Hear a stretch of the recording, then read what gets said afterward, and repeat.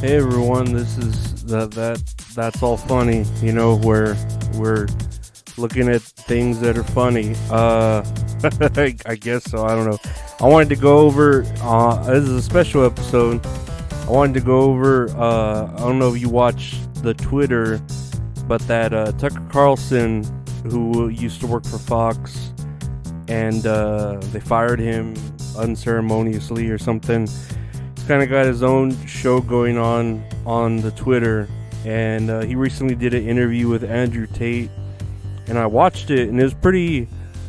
I don't know if you want to say enlightening. I mean, it's stuff like I don't know. It's like almost common sense at points, and you could tell they're like kind of just laughing about it because they're boys and boys will be boys. But I'm gonna go over it because it's pretty entertaining as far as entertainment goes.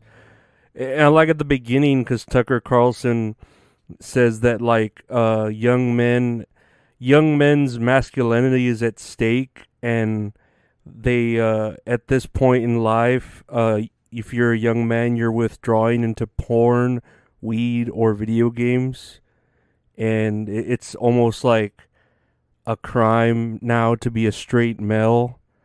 It's I don't know. It's interesting, and they go on to say they're masculinity is being treated like a crime, uh, which Tate was labeled guilty of human trafficking. I mean, he's still accused. He's still like going to court and all that in Romania, but they were saying that accusing a man of a sex crime is the easiest way to discredit him, which I don't like. That's true. I mean, look at Cosby. I'm not saying none of these are real, but look at Cosby. Look at fucking who's the one, Johnny Depp.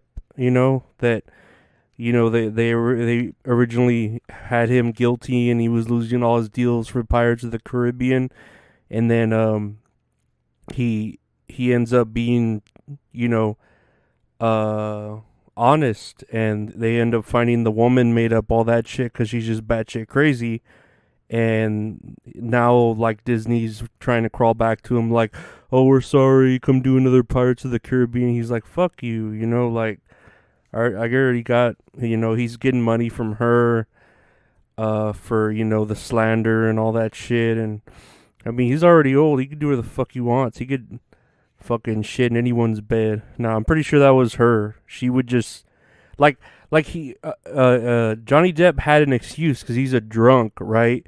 But this woman was doing, like, equal crazy things that Johnny Depp would do as a drunk, but this woman was of sound and mind, so she's just psycho. Like shitting in a bed. Like, what rational person does that? She's psycho for just shitting wherever she wants, like a feral woman. But again, we're not talking about. That was just an example. So apparently, as far as the charges go for Andrew Tate, Tate was convinced. They argued that Tate convinces women to do TikToks and get him money, and that is a form of trafficking, technically. Now, he said no women have come forward, proving these accusations, but in technicalities, in a human trafficking case, you don't need to take the woman's word, because and the way they explain this is, let's say in this example, Andrew Tate told them, hey, make TikTok videos for me for money, and they want to do it, right? And they tell the cops, oh no, we want to do it, he's not forcing us to. And the cops are like, well, you're obviously under duress and scared that if we, that you say, if you tell the truth, then he's gonna attack you. So obviously you're lying. And it goes into the whole idea of, are the police human trafficking if they're the ones coercing the female? They argue about that.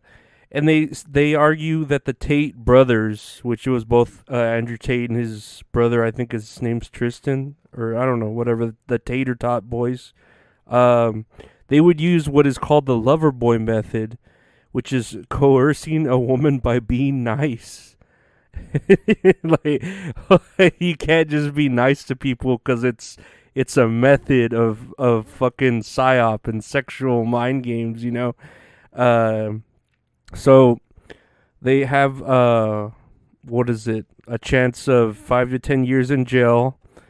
Uh, right now Tate is on house arrest. He spent 92 days in the Romanian jail for the human trafficking, allegedly, uh, convincing a woman to do something she doesn't want to do for financial gain. That is the definition of human trafficking in the court of law, is what they said. And then they made that joke: how is the government not convicted of trafficking if they are actually doing the coercing? Anyways, I take more notes here. Tate, Andrew Tate's all about traditional masculinity, where you need to be an excellent man to find a virtuous woman. He said he went on to say that at one point he was the most Googled man in the world, and that God right now is testing him. And then he says, "I would never kill myself," which he says this throughout the entire interview, much to the delight of Tucker Carlson. And Tucker Carlson giggles like he's all he giggles like a little fucking girl when Tate makes a joke. That's pretty funny. Or whenever he just thinks something's like really fucking goofy, you know.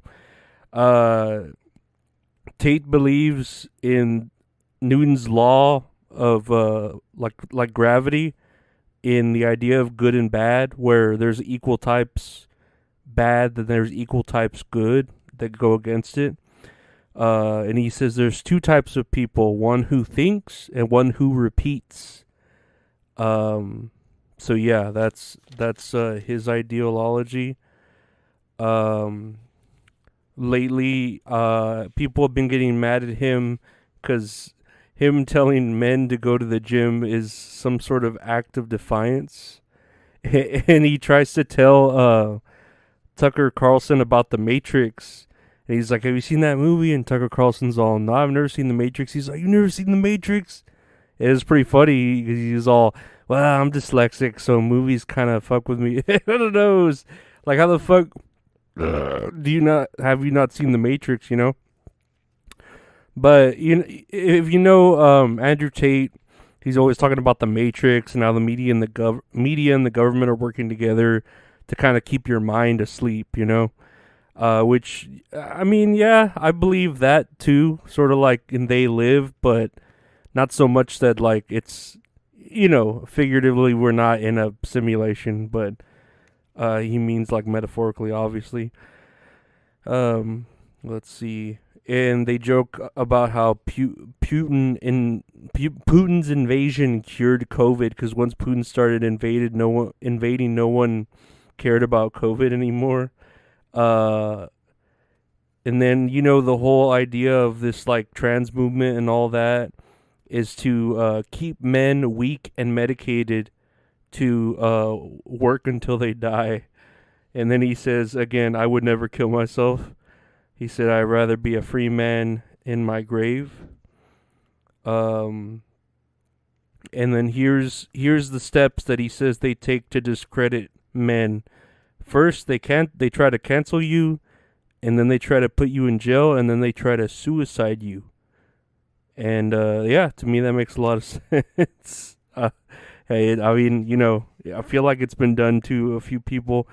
And then he goes on to say depression isn't real, which, and he says this too, like, yeah, you can have a chemical imbalance and be, sad, and it'd be for no reason other than that chemical imbalance. So, I don't think he's really against mental health, but he did say, like, the whole idea of depression is touted as an excuse and a way to control a population. Depression's sort of like believing in ghosts, and if you believe it's there, then you'll be sad. If you believe a ghost is there, you'll be scared. The same with depression. Um, it's kind of what gives its power.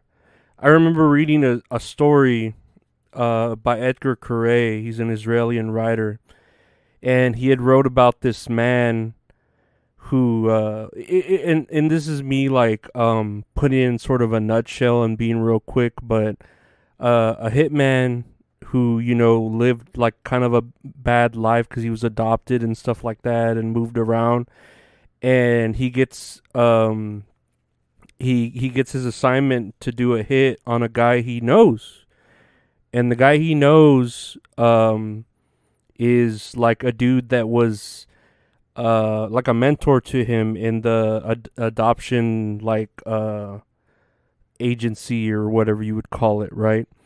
So he's like, man, I don't want to kill him because I know him. I know he's a good man, and so he meets the man for lunch, and the man is like, oh hey, how you doing? And he's like, hey man, how you doing? He's like, oh, it's great to see you. You look great. Da da da. Yeah, you too. And he tells him, hey, someone put a hit out on you, and I don't know who it is, but I'm a hitman, and I don't want to kill you because you've always been so like such a good person, and you've always been so happy. You don't like deserve it. And the dude goes, well, I know it was me who put out the hit. And he's like, what? He's like, yeah, I'm so happy all the like I'm so happy all the time, but like it gets tiring to where like I worry about like all the homeless people. I want to help everyone, and it's exhausting, and I can't sleep because I think of the homeless who or like the children that are homeless at night. I can't eat because I think of the people who's starving. It's so much on me. It's so tasking that I can't deal with it, and I want to die. And it and then the hitman goes, I'm sorry, I can't do it. You're too good of a man. And the dude is like, that's fine. I'll pay the check. See you later. And he leaves, and that's how it ends. And to me, the story kind of goes into an idea of when people are sad, that's when we consider them sick, or when they're angry, they're considered sick. You don't know if someone was extremely happy to a point where they're giving away things, or this example where he can't sleep, like something's wrong, he's always smiling. People don't consider that an illness, but it is, like it's an imbalance. So the whole point is like not all depressions reveal themselves in a sad face. You know what I mean? Like they can be happy too. I don't know. That's just the way I kind of look at it.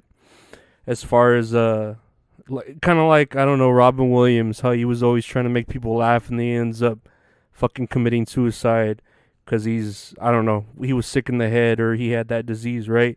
You think the happiest man in the world or the funniest man in the world would kill himself, but there's the irony there. And then we go on to Andrew Tate telling you, depression is sort of a cause and effect. If you're sad, you need to get up and change something, and I completely understand that. Like, he goes for an example of, it's not that like, oh, I'm fat and I don't have a girlfriend, so I'm depressed. It's, I'm depressed, and that's why I don't have a girlfriend, and I'm fat, like that depression keeps them from not wanting to be with me and makes me fat, So like the world doesn't care if you're sad. Like it keeps on turning, So yeah, like you need to get yourself out of it. Like a pill might make you feel happier, but it's not gonna make your life happier. You have to do it yourself. But they go on again. Tate talks about the whole idea that if you destroy masculinity, the whole concept of it, men have no support network, and then they're sad all the time, and no one wants to be with someone that's sad. Like, it brings everybody down, less men are having, he says, less men are having sex than ever before. Women want a feminist man. They say that, but they aren't like that. And then men are getting addicted to porn, essentially becoming cucks because they watch people fuck, and that it's a pandemic. And even to find a woman to reproduce with it's competition. Like you need to be excellent, become excellent in masculinity in order to achieve those goals. Tate goes on to say we have a duty to our last names, and that he loves women because women are the ultimate judges. Like, they're the ones, they're the reasons we fight the wars, or we want to look better for that woman, like, to grade us and accept us. Goes on to say women want to be treated like women.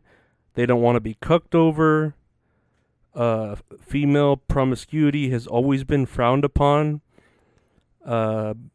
Against misogyny, what is this? Be against that is misogyny. Women understand this. The U.S. try to accelerate division. Oh, okay. I'm sorry. I'm going a little ahead of myself here. So, they start talking about racism. And Tate is half black, half white. So he asks him, what do you think about racism? And he says, well, the U.S. is accelerating division of blacks and whites, especially in the poor, But lately, you get more discrimination for being a straight man than a black man. Like, it's worse to be straight than black. And then he says, when you want to use the argument about slaves, every country had slaves when slaves existed, and depression is a self-limiting disease, the same as racism. The only answer that you can use to combat racism is accountability, because once you think racism is a part of the equation, or depression, then you've already limited yourself in achieving anything, and then you're putting the blame on someone else. When Andrew Tate, he says, he came from nothing essentially and made himself into something. And again, I'm not like campaigning super for Andrew Tate. I'm just kind of going over the interview and what he talked about. And then, like I said, that Tucker Carlson would giggle a lot of times, dude. Like, where you grab your gut and you're laughing, he would do that a lot. He showed him a video of Robert Kennedy Jr. all ripped and working out. And he's like, do you think a president should, be ripped like that, or whatever he said? And he's like, well, if you have a good body, you have a good mind, like, that's kind of, and you see that Biden is kind of failing, mentally, and kind of mixed up and shit, but they kind of believe that that's what the government wants, is a leader they can control. That makes it easy. Yeah. And let's see here. Happiness and strength go hand in hand. Women are the least happy they've ever been. They don't want weak men. It disrupts the balance. And then it says here, women can be convinced easier with an emotional argument. Thinking of an example, if two tribes fought and one took all the women because they would just kill the men of the opposite tribe, but they would take the women. They would have to adapt to the new tribe and their ways. Whereas, the whole idea, I've argued, men, they fight or flight, and women befriend or defend. So, and then they talk about the LGBTQ community and transitioning. It says if transitioning will help you mentally, then maybe it should start out being treated as a mental issue, indicating that, we should help you mentally first before we cut off your balls or, fucking mutilate anything.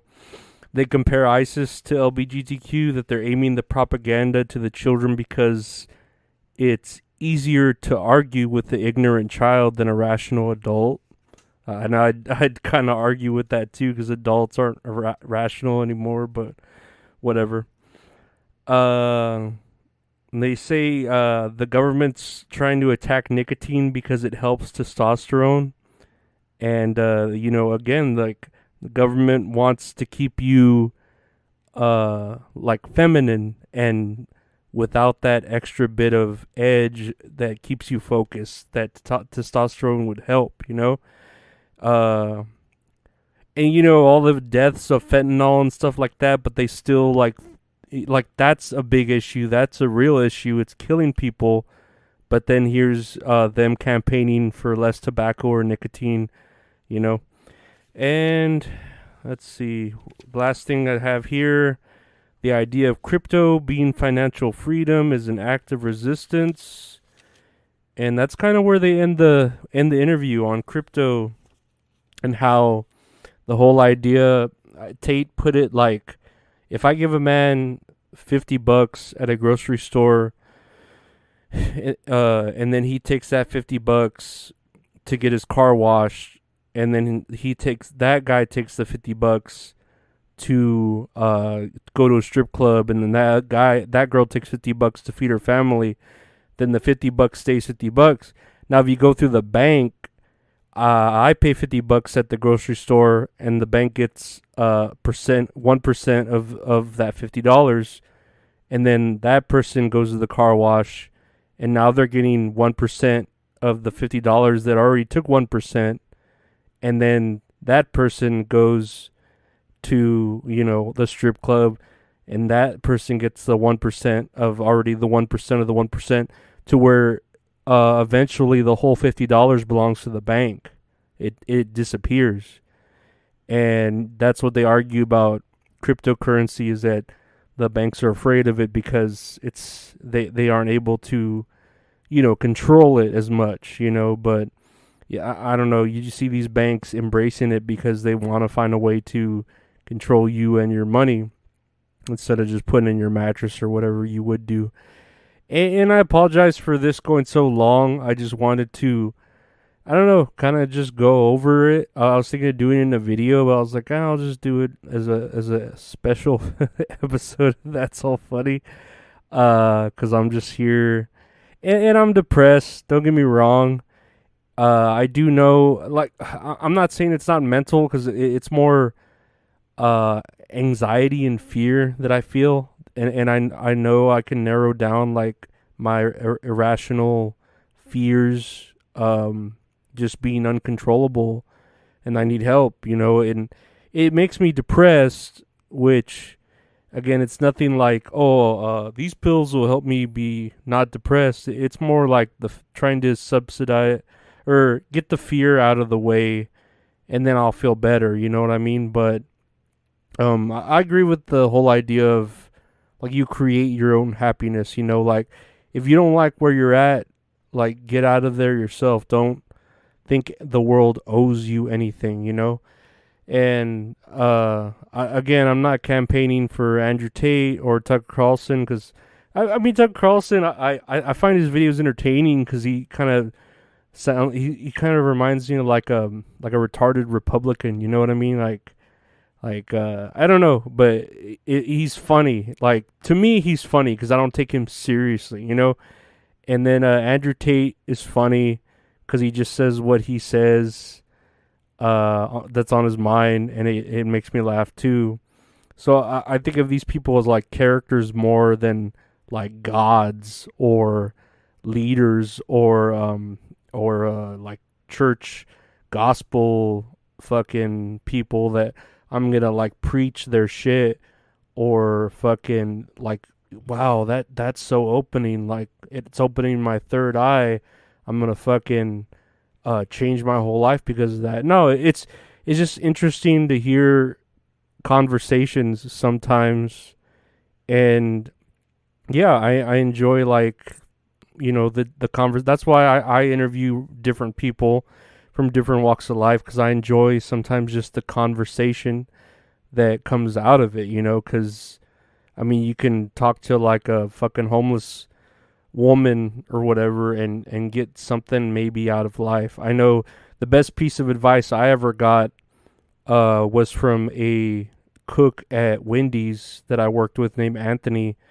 And I remember one day he told me, "Hey, Lorenzo," I'm like, "Yeah." He's 22 and I'm 18. And he goes, um, "Don't ever trust bitches." And all women are bitches. Don't ever trust bitches. And I was like, haha, you silly goose. I didn't really like, because I was all about my mom. I loved my mom. And it didn't really like resonate with me, the whole idea of like basically what he's saying is like don't trust women are women. And it really like slowly with my mom and her indoctrination of me and then me getting out of it is like, you know what, he's right.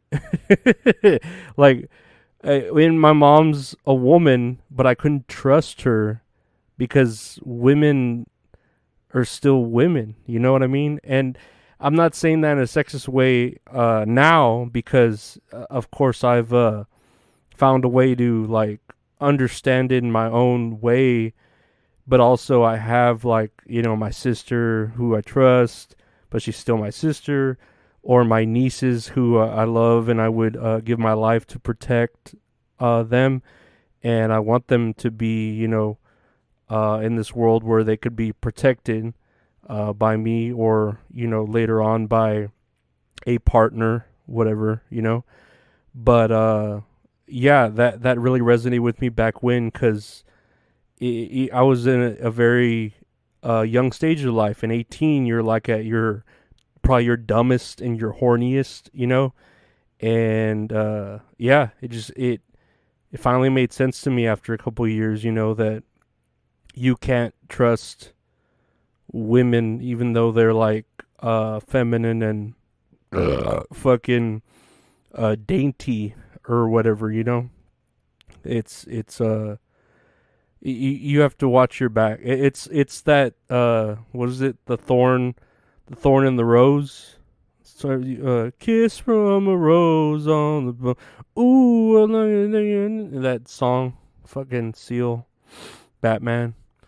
But yeah, I'm sorry again for the episode going so long. I hope you liked this episode because it's gonna be long. I'm just gonna put it out there. And again, I'm saying I'm not campaigning for Andrew Tate. If he did do what he did, the courts will decide. But don't like cancel a man before, of course, he's had his day in court. And then Tucker Carlson, I just find him funny. He's a funny, simple dude. So, don't take me for a Republican because I hate all sides. Like all sides are ridiculous. The way everyone thinks they're right and everyone thinks the other side is wrong. Because there should be an area in the middle. I don't know that we can all kind of agree on. That's called rational thought, but it's a lot harder these days. But yeah, I want to thank you all for listening. If you do listen to this long episode, and yeah, thank you for hanging in there with me. Check out the Patreon for bonus content or early release of episodes ad free.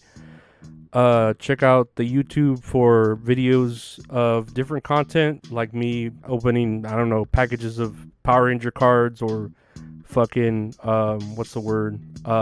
Reviewing wrestling, because I do enjoy wrestling, but I just have it there on a different thing.